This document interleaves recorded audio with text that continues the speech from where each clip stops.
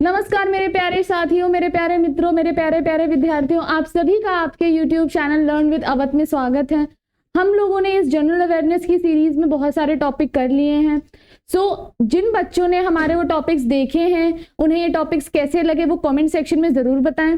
और जो बच्चे हमारे चैनल में नए हैं वो अभी अभी जल्दी जल्दी जाओ प्लेलिस्ट में और हमारे वो टॉपिक्स देखिए। आप अभी हमारी जो प्लेलिस्ट में वो टॉपिक्स पढ़े हुए हैं उनको जाकर के देखिए, जो एग्जाम्स में बहुत ही महत्वपूर्ण विषय हैं।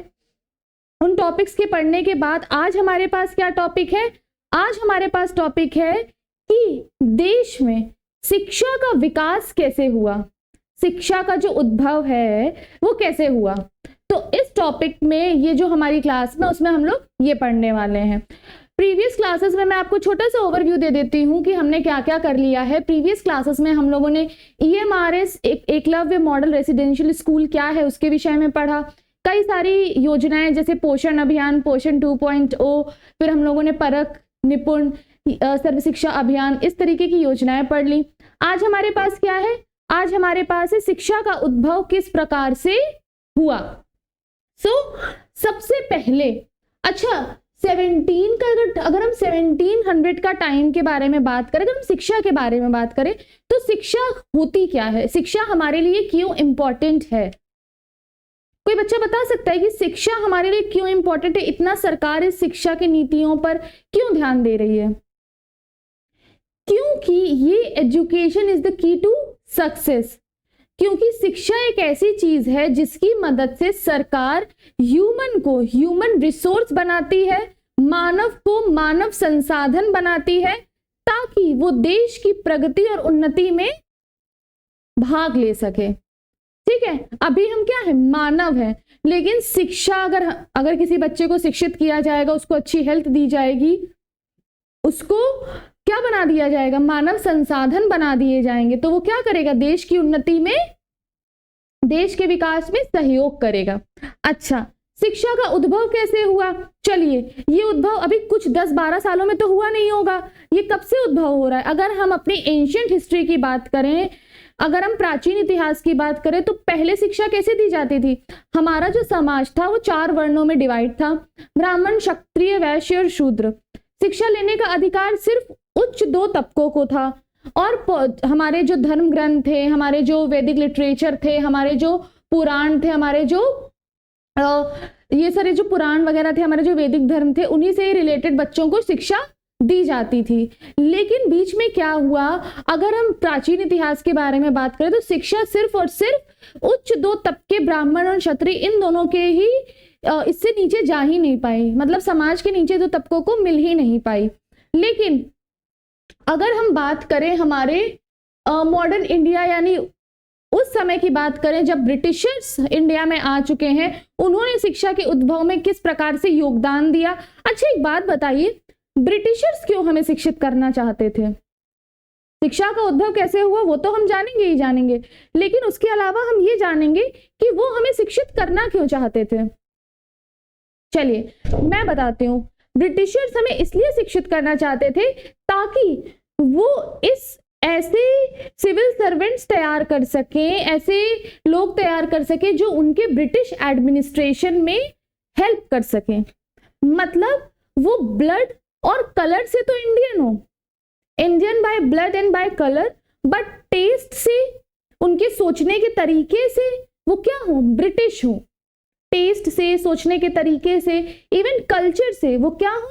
ब्रिटिश हो, ताकि उनके एडमिनिस्ट्रेशन में हेल्प हो सके।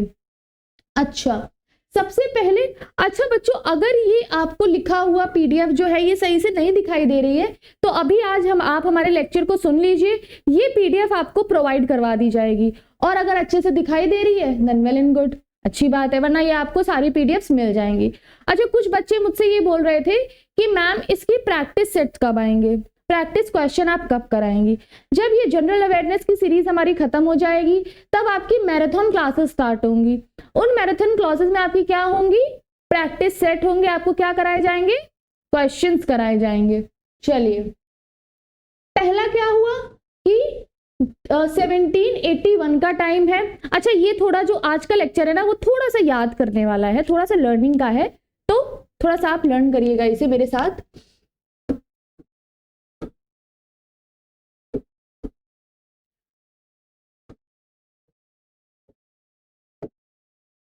पहले क्या हुआ, 1781 का टाइम है, तब गवर्नर जनरल कौन है, वॉरेन हेस्टिंग है। इन्होंने क्या किया, कोलकाता में मदरसे की स्थापना की। अच्छा, मदरसे क्या होते थे, मदरसे वो होते थे जहां पर मुस्लिम धर्म से रिलेटेड शिक्षा दीक्षा दी जाती थी। उसके बाद 1791 में क्या हुआ, जो जोनाथन डंकन थे उन्होंने क्या किसकी स्थापना की, बनारस में संस्कृत विश्वविद्यालय की, संस्कृत कॉलेज की स्थापना की। अच्छा, 1800 में क्या हुआ, ये दोनों आपके जो पॉइंट हैं ये थोड़ा रटने वाले हैं, आपको लर्न करना पड़ेगा। 1800 में क्या हुआ कि जो हमारे लॉर्ड वेलेस्ली थे, लॉर्ड वेलेस्ली कौन थे, ये लॉर्ड वेलेस्ली वही थे जो सब्सिडरी अलायंस लाए थे, है ना। अच्छा, सब्सिडरी अलायंस क्या होती है, जल्दी जल्दी आप लोग बताइए कमेंट सेक्शन में, जिन जिन बच्चों को पता है वो बताइए सब्सिडरी अलायंस थी क्या। लॉर्ड वेलेस्ली ने क्या किया, फोर्ट विलियम कॉलेज की स्थापना की। अच्छा, इसकी स्थापना इसलिए की, जो सिविल सर्वेंट्स होते थे, कंपनी के जो सिविल सर्वेंट्स होते थे वो क्या करते थे, वो ब्रिटिशर्स होते थे, है ना, ब्रिटेन से आए होते थे, तो उन्हें इंडिया के कल्चर के बारे में, यहाँ के रीति रिवाजों के बारे में कम पता होता था। इस वजह से वो यहाँ पर आके अपना काम अच्छे से नहीं कर सकते थे। अच्छा, मान लीजिए कोई आईएएस है, कोई पीसीएस है, उसकी कई नई जगह पोस्टिंग होती है, अगर उसको वहां के रीति रिवाज और कल्चर के बारे में नहीं पता तो क्या वो उतने ही आराम से काम कर सकता है, नहीं। तो उन्होंने क्या किया, सिविल सर्वेंट्स को भारतीय भाषा, आप भाषा ही नहीं जानेंगे वो लोग हमारी, तो क्या वो हम लोगों से बात कर सकेंगे, मतलब हम लोग को जान पाएंगे, हमारे कल्चर को जान पाएंगे, नहीं। 1802 में इसको बंद भी कर दिया गया। फिर अगर हम शिक्षा की बात करें तो शिक्षा के क्षेत्र में अगर असल रूप से हम बात करें तो कार्य कब चालू हुआ था, 1813 में चालू हुआ था। 1813 में कौन सा एक्ट आया, चार्टर एक्ट। अच्छा, जो लोग इतिहास जिन्होंने पढ़ा होगा उन्होंने regulating act, Picts act, charter act 1813, फिर उसके बाद हमारा आता है government of India act, government, और फिर हमारा आता है मॉर्ले मिंटो रिफॉर्म्स। ये सारी रिफॉर्म्स वगैरह जब आते हैं तो ये हैं क्या, ये एक्ट्स वगैरह हैं क्या, ये एक्ट्स वगैरह ये एक टाइप का घोषणा पत्र है। इसमें सरकार ये बताती थी कि हमें क्या अपने एडमिनिस्ट्रेशन में सुधार लाना है। तो 1813 में जब चार्टर एक्ट आया, इन्होंने क्या बोला कि ठीक है, इन्होंने बोला तो बहुत कुछ, लेकिन शिक्षा के क्षेत्र में क्या बोला कि हम कितने रुपए देंगे, 1 लाख रुपए देंगे। कितने रुपए देंगे, हम लोग 1 लाख रुपए देंगे शिक्षा के विकास में। अच्छा, ये इन्होंने चार्टर एक्ट क्यों, मतलब चार्टर एक्ट क्या ऐसा हुआ जो ये मान गए कि 1 लाख रुपए चलो देंगे ही देंगे आपको, क्योंकि हुआ क्या कि जो इनलाइटेंड इंडियन थे, मतलब जो उच्च तबके के इंडियंस थे, वो जब ब्रिटिशर्स को देखते थे तो उनको क्या चाहिए था कि अच्छा ये ब्रिटिशर्स ही सिविल सर्वेंट है, तो हम लोग हमारा देश है तो यहाँ की देखरेख और यहाँ की व्यवस्था को जानने के लिए हम लोगों को होना चाहिए ना। तो ये लोग क्या करते थे कि बोलते थे कि नहीं, हम लोगों को भी शिक्षित करो, है ना, हम लोगों को भी शिक्षा दीक्षा करो। और जो हायर तबके के लोग थे, जो मतलब उच्च क्लास के थे, वो कहाँ जाते थे, ब्रिटेन जाते थे, या ऐसे विदेशों में जाकर के शिक्षा लेकर के आते थे। ये एनलाइटेंड इंडियन हो गए, है ना। उसके बाद क्या हो गया, बहुत सारी मिशनरीज वगैरह आई, क्रिश्चियन मिशनरीज वगैरह आई, तो वो उन्होंने क्या बोला कि हम लोग यहाँ के लोगों को शिक्षित करेंगे। अच्छा, जो क्रिश्चियन मिशनरीज थी, है ना, जो ईसाई मिशनरीज थी, उनका एकमात्र लक्ष्य क्या था शिक्षा देने का। कुछ मिशनरीज ये चाहती थी कि अगर वो हमें वेस्टर्न, मतलब पाश्चात्य संस्कृति यानी वेस्टर्न एजुकेशन के बारे में शिक्षित करेंगी तो इंडियंस अपना धर्म छोड़ करके उनके धर्म में परिवर्तित हो जाएंगे। और अगर आप इतिहास के बारे में जानते होगे तो आपको ये बात बहुत अच्छे से पता होगी, जो क्रिश्चियन मिशनरीज हैं वो अकबर, शाहजहां, जहांगीर, इनके टाइम में भी आई थी इंडिया में, इनके टाइम में भी थी। और तब से इनका क्या प्रयास रहा कि ये किसी ना किसी तरह रॉयल फैमिली को किसमें कन्वर्ट कर दे, ईसाई धर्म में कन्वर्ट कर दे। अभी भी इनकी शिक्षा देने का उद्देश्य कहीं ना कहीं यही था। फाइन, तो 1813 में हुआ क्या कि ठीक है भाई, जब इनलाइटेंड इंडियंस बोल रहे हैं, बहुत सारे ग्रुप्स वगैरह बोलने लगे कि नहीं भाई अब तो शिक्षा देनी चाहिए, इंडियंस को शिक्षा देनी चाहिए, एक तरीके का मूवमेंट स्टार्ट हो गया। तो इन्होंने क्या बोला कि हम 1 लाख रुपए देंगे, अनुदान देंगे, क्या देंगे, ग्रांट। अच्छा बच्चों, अगर आपको ये पीडीएफ नहीं समझ आ रही है ना, दिखाई नहीं दे रही है ना, तो आप टेंशन मत लो, आप मेरी बात सुन लो, नोट कर लो, नहीं तो आपको ये पीडीएफ प्रोवाइड करवा दी जाएगी। उसके बाद क्या होता है, उसके बाद 1 लाख रुपए का अनुदान दिया गया। 1817 तक आते आते जो हमारे सोशल रिफॉर्मर्स थे, रिफॉर्मर्स कौन कौन थे, जैसे राजा राम मोहन राय, ईश्वर चंद्र विद्यासागर, आचार्य केशव चंद्र सेन, ये सारे जो लोग थे, इन्होंने क्या किया, ये लोग शिक्षा के क्षेत्र में, महिलाओं के विकास के क्षेत्र में, जो हमारा जो हिंदू धर्म था उसमें बहुत सारी जो कुप्रथाएं चल रही थी उसके खिलाफ क्या कर रहे थे, लड़ रहे थे। तो राजा राम मोहन रॉय को क्या बोला जाता है कि पाश्चात्य शिक्षा का जनक कहीं ना कहीं बोला जाता है, कि वो उसको कहाँ लाए थे, इंडिया में लाए थे। ठीक है, इन्होंने, इनके प्रयासों से कोलकाता कॉलेज को फंड मिला। 3 नए संस्कृत कॉलेज की स्थापना हुई, कहां पे, कोलकाता, दिल्ली और आगरा में 3 नए कॉलेज की स्थापना हुई। अच्छा, राजा राम मोहन रॉय बहुत ही ज्यादा ये बोलते थे कि ठीक है, अपने कल्चर से जुड़े रहना अच्छी बात है, अपनी संस्कृति को जानना अच्छी बात है, लेकिन अब क्या हो रहा है, विश्व परिवर्तित हो रहा है, तो हमें भी उस प्रकार से परिवर्तन की ओर बढ़ना चाहिए। और जो पाश्चात्य जो शिक्षा है, जैसे साइंस, जैसे मैथमेटिक्स, जैसे हमारा वहां का लिटरेचर, ये सारी चीजें भी बच्चों को पढ़ानी चाहिए, ताकि बच्चे क्या बन सके, बौद्धिक स्तर पे उनका विकास हो सके। ठीक, चलिए उसके बाद क्या हुआ। अच्छा, 1817 और 1835 के बीच में एक कंट्रोवर्सी क्या, एक वाद विवाद छिड़ने लगा। उस वाद विवाद का क्या नाम था, लिख देती हूं मैं।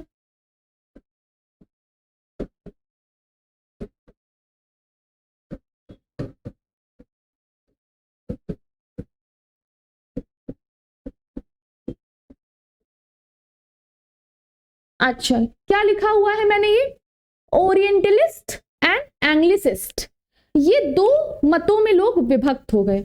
जो एंग्लिसिस्ट थे, एंग्लिसिस्ट जो लोग थे, एंग्लो इंडियंस या एंग्लिसिस्ट जो लोग थे, जो इस पक्ष में थे, वो क्या बोलते थे कि अब हमें क्या करना चाहिए शिक्षा के क्षेत्र में, अब हमें ट्रेडिशनल नॉलेज से निकल करके, जो हम वेदों को पढ़ते थे, जो हम ट्रेडिशनल चीजों को जानते थे, वो तो ठीक है, पढ़ रहे हो आप, अच्छी बात है, लेकिन हमें किस पे ज्यादा ध्यान देना चाहिए, हमें पाश्चात्य शिक्षा पे ध्यान देना चाहिए, वेस्टर्न एजुकेशन पे ध्यान देना चाहिए। इसका मतलब क्या था, हमें किस पे ध्यान देना चाहिए, वो लोग ये बोल रहे थे कि मतलब हमें साइंस पे, मैथमेटिक्स पे, एल्जेब्रा पे, मेंसुरेशन, ये सारी जो चीजें हैं, मतलब साइंस वगैरह, लिटरेचर वगैरह, इस पे ध्यान देना चाहिए, और शिक्षा का माध्यम क्या होना चाहिए, इंग्लिश होना चाहिए। और ओरिएंटलिस्ट क्या बोल रहे थे कि नहीं नहीं, आप साइंस वाइंस मैथ्स पढ़ो, ये जॉब के लिए ठीक है, लेकिन असल में शिक्षा का माध्यम इंग्लिश नहीं होना चाहिए, वर्नैकुलर, मतलब जो हमारी राज्य भाषाएं यानी स्थानीय भाषाएं, रीजनल लैंग्वेज, वो होनी चाहिए। जैसे जो महाराष्ट्र में रहता है उसको मराठी में पढ़ाया जाए, हिंदी में पढ़ाया जाए, इंग्लिश जरूरी नहीं है। और किसमें ज्यादा ट्रेन किया जाए, जो हमारी ट्रेडिशनल कल्चरल नॉलेज है। फाइन, उसके बाद क्या हो, ये विवाद चलता रहा। अब आप पूछेंगे इस विवाद में हुआ क्या, कौन जीता, चलिए अभी आपको पता लगता है कौन जीता। 1835 में क्या हुआ, लॉर्ड मैकाले आए, लॉर्ड मैकाले मिनट ने घोषणा करी। उस घोषणा में क्या किया गया कि बोला गया कि ठीक है भाई, हम शिक्षा के क्षेत्र में योगदान देंगे और सीरियसली योगदान देंगे, लेकिन शिक्षा का माध्यम क्या होना चाहिए, अंग्रेजी होना चाहिए। मतलब उन्होंने क्या बोला, किसका साइड लिया, एंग्लिसिस्ट का साइड लिया। उन्होंने बोला शिक्षा का माध्यम अंग्रेजी होना चाहिए, इंग्लिश होना चाहिए, और दूसरा कि हम सिर्फ सबको नहीं सिखा पाएंगे, एक तो इतनी पॉपुलेशन है, हम सबको नहीं सिखा पाएंगे कि निम्न उच्च तबके सबको सिखा रहे हैं, हम क्या करेंगे, उच्च तबकों को सिखाएंगे और उच्च तबके ही नीचे वाले तबकों को सिखाएंगे, शिक्षित करेंगे।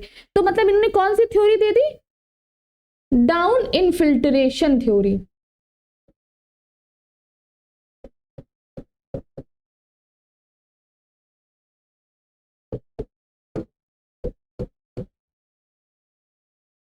डाउन इनफिल्ट्रेशन थ्योरी, ठीक है, कि मतलब वो सिर्फ कुछ लोगों को सिखाएंगे, समाज के उच्च तबकों को, बाकियों को कौन सिखाएगा, उच्च तबके के लोग ही उनको शिक्षित करेंगे। इनका एक अच्छा, इन्होंने क्यों बोला कि भाई हम सिर्फ उच्च तबके को सिखाएंगे, भाषा का माध्यम सिर्फ हम अंग्रेजी रखेंगे।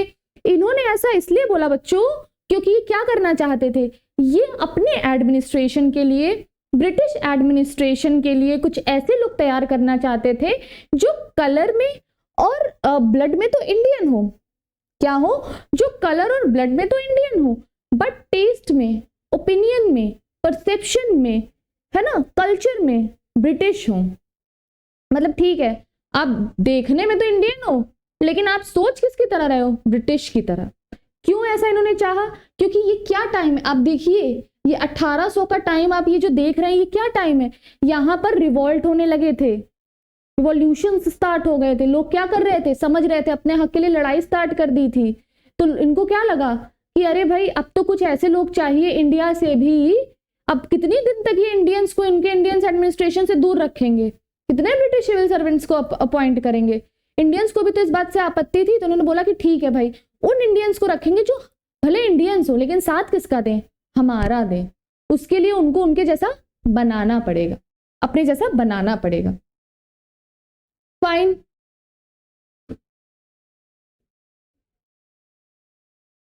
फिर उसके बाद क्या आता है, 1854 में 1854 में हमारा क्या आ जाता है, वुड का घोषणा पत्र आ जाता है। हमारा क्या आ जाता है, वुड का घोषणा पत्र आ जाता है।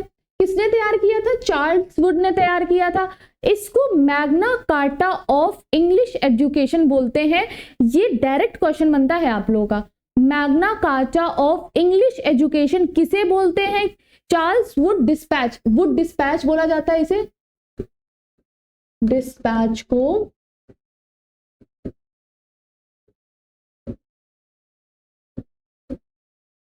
Magna carta of English education बोलते हैं बच्चों, याद रखिएगा, ये आपसे डायरेक्ट क्वेश्चन बन जाता है। अच्छा, चार्ल्स वुड का क्या कहना था, जल्दी जल्दी बताइए। चार्ल्स वुड का ये कहना था, इन्होंने थोड़ा चीजों को और इलैबोरेट किया, चीजों को और समझाया। इन्होंने क्या बोला कि ठीक है, जो हमारे प्राइमरी स्कूल्स होंगे, एलिमेंट्री स्कूल्स होंगे या डिस्ट्रिक्ट कॉलेजेस वगैरह, जो डिस्ट्रिक्ट में कॉलेज होंगे, उनको हम उनकी स्थानीय भाषा में, उनको हम इनकी स्थानीय भाषा में एजुकेशन देंगे। लेकिन जो यूनिवर्सिटी में जाने वाले लोग हैं, यूनिवर्सिटी के लोग जो होंगे, उनको क्या करेंगे, अंग्रेजी माध्यम में उनको भाषा देंगे। तो इन्होंने दोनों चीजों को ऐड कर लिया।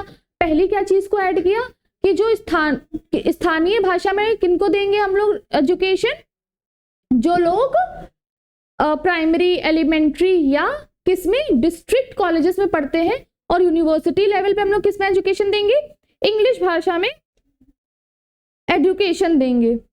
तो और इन्होंने क्या बोला कि फीमेल्स को भी, फीमेल्स की एजुकेशन पे भी इन्होंने जोर दिया कि फीमेल्स को भी एजुकेटेड करेंगे। दूसरी बात इन्होंने क्या बोला, शिक्षा को सेक्युलर बनाएंगे, धर्मनिरपेक्ष बनाएंगे। शिक्षा में ऐसी भी कोई चीज ऐड नहीं करेंगे जो किसी विशेष धर्म जाति से रिलेट करती हो, सेक्युलर बनाएंगे। क्या हुआ, 1857 में कलकत्ता, मुंबई, मद्रास में विश्वविद्यालयों की स्थापना हुई। 1849 में बेथ्यूने, वी है बच्चों यहाँ पे, वी नहीं है, बेथ्यूने स्कूल की स्थापना करी। किसने करी थी, बेथ्यूने ने की थी, कोलकाता में की थी। बिहार में एग्रीकल्चर इंस्टीट्यूट, पूसा और रुड़की में इंजीनियरिंग कॉलेज की स्थापना की गई। ठीक है, चलिए। और 1870 में यहां पीपीटी में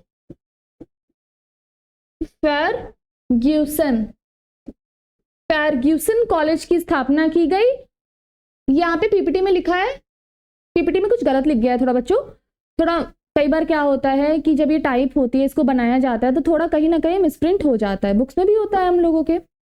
तो फर्ग्यूसन कॉलेज की स्थापना करी और किसने सहयोग दिया था, बाल गंगाधर तिलक।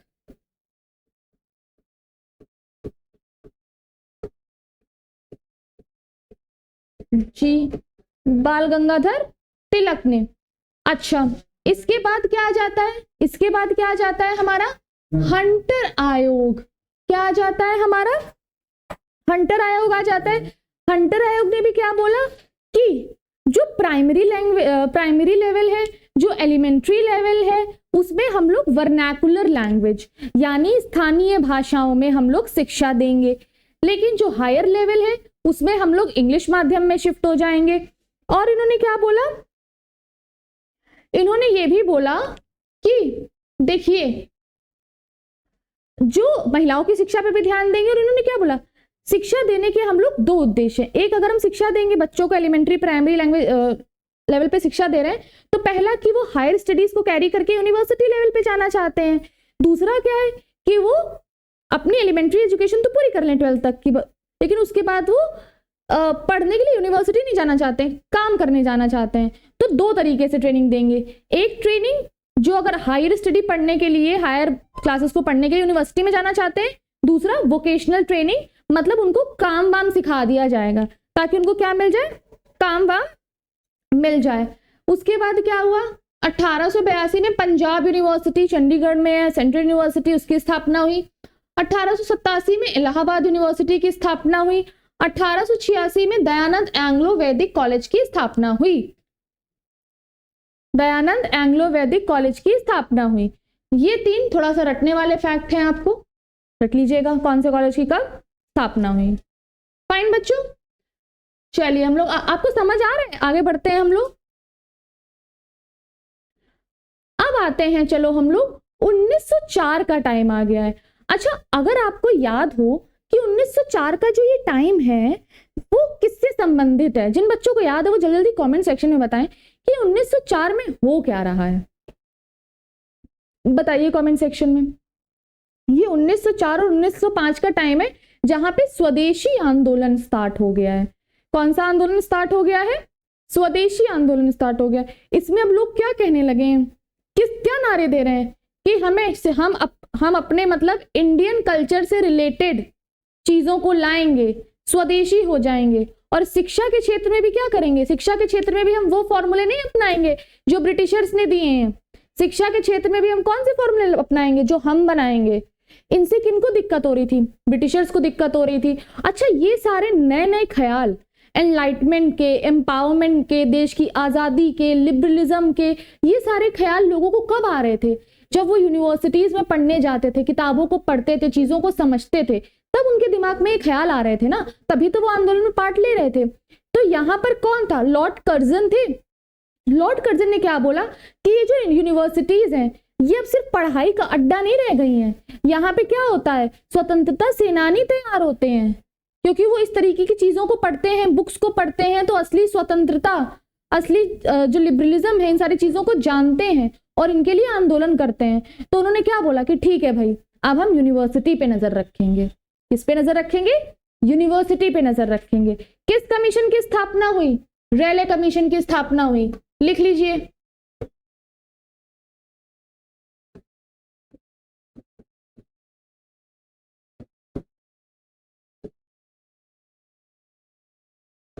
रेले कमीशन की स्थापना हुई। इन्होंने क्या बोला कि अब जैसे अगर आप अपनी एलिमेंट्री एजुकेशन या अपना 12th तक आपने पास कर लिया, सेकेंडरी एजुकेशन, उसके बाद आप यूनिवर्सिटी में आ सकते हो, ठीक है भाई। इन्होंने क्या बोला, नहीं नहीं नहीं नहीं, अब यूनिवर्सिटी में हर लोग नहीं आ पाएंगे। यूनिवर्सिटी का काम सिर्फ अब क्या होगा, थोड़ा रिसर्च तक लिमिटेड हो जाएगा।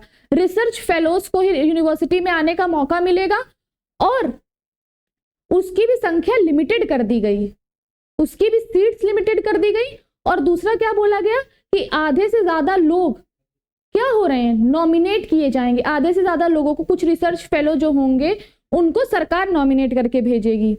तो मतलब इन्होंने क्या किया, यूनिवर्सिटी को बहुत ज्यादा रिस्ट्रिक्ट कर दिया और क्या बोला कि गवर्नमेंट के हाथ में पूरा पूरा कंट्रोल है यूनिवर्सिटी का, यूनिवर्सिटी के एडमिनिस्ट्रेशन का पूरा पूरा कंट्रोल किसके हाथ में होगा, गवर्नमेंट के हाथ में होगा।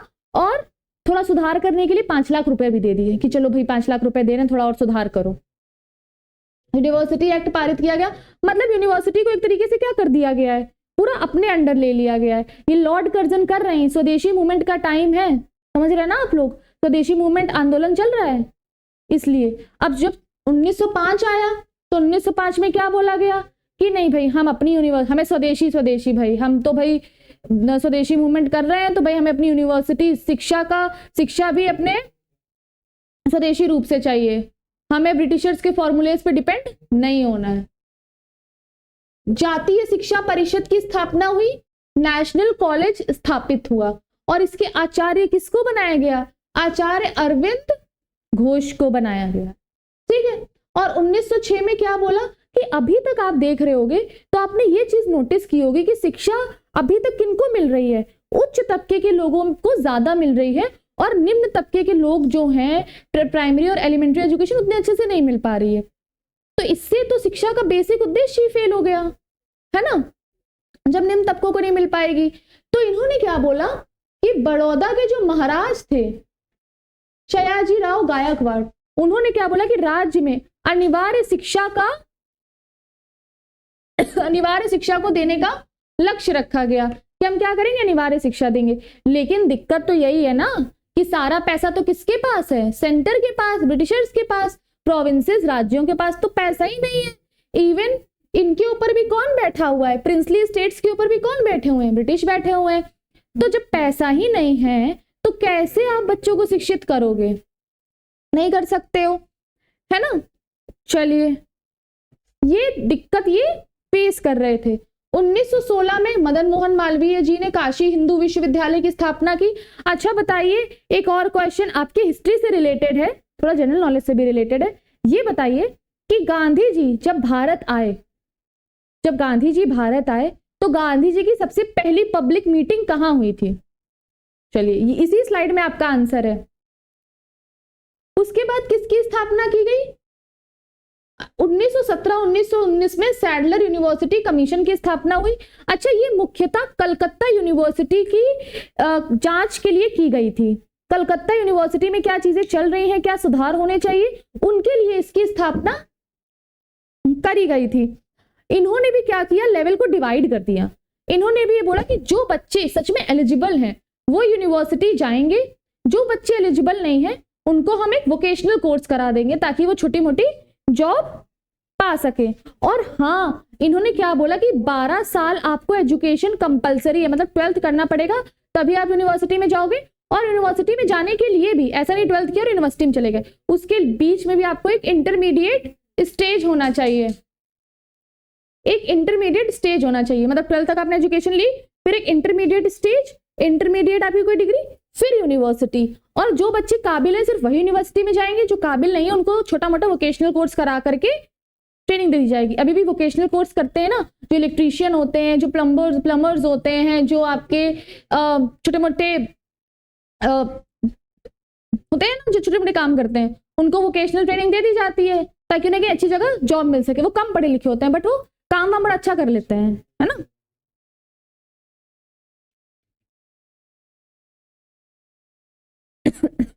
और इन्होंने क्या बोला कि 1904 में जो यूनिवर्सिटी एक्ट आया जिसने यूनिवर्सिटी पे इतने सारी पाबंदियां लगा दी, तो बोला कि इन पाबंदियों को भी थोड़ा थोड़ा आप कम करिए।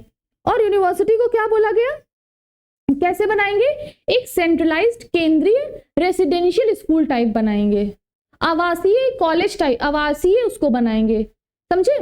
रेसिडेंशियल स्कूल नहीं, रेसिडेंशियल एक ऑटोनोमस बॉडी बनाएंगे।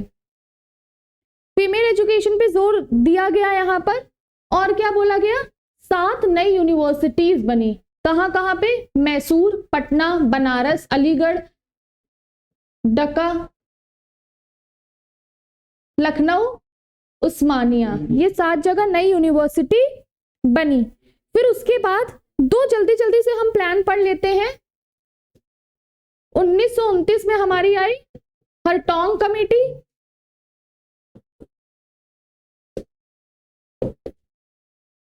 और फिर उसके बाद क्या आई हमारी, सर्जेंट प्लान आया।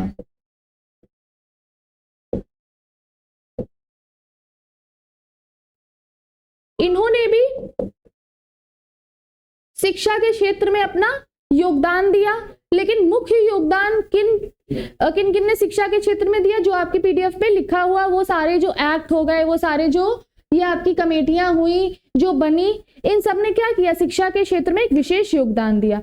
अच्छा, ये जो हम लोगों ने पढ़ा है, ये हम लोगों ने शिक्षा का इतिहास पढ़ा है, एजुकेशन हिस्ट्री पढ़ी है, कब, आजादी के पहले की पढ़ी है। कब पढ़ी है, आजादी के पहले की पढ़ी है।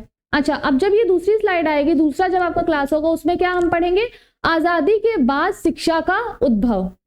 ठीक है, अगर आपको ये क्लास अच्छी लगी हो तो प्लीज इस चैनल को लाइक शेयर एंड सब्सक्राइब करें। जल्दी जल्दी से कमेंट सेक्शन में बताएं आपको लेक्चर कैसा लगा। जो बच्चे हमारे चैनल पे नए हैं वो सबसे पहले हमारे चैनल को सब्सक्राइब करें, फिर हमारे जो प्लेलिस्ट में क्लासेस पढ़ी हैं उनको देखें, जो हमारे EMRS जो हमारा एग्जाम होने वाला है उसके लिए महत्वपूर्ण है। और जो बच्चे हमारे साथ शुरुआत से जुड़े हुए हैं वो भी इन वीडियोस को देखें, बार बार रिवीजन करें। देखिए, रिवीजन ही सबसे इंपॉर्टेंट चीज है। फिर मैं आपके सामने हाजिर होंगी कल और नए टॉपिक के साथ। तब तक आप ये बताइए आपको ये लेक्चर कैसा लगा। तब तक के लिए थैंक यू, धन्यवाद, बाय बाय।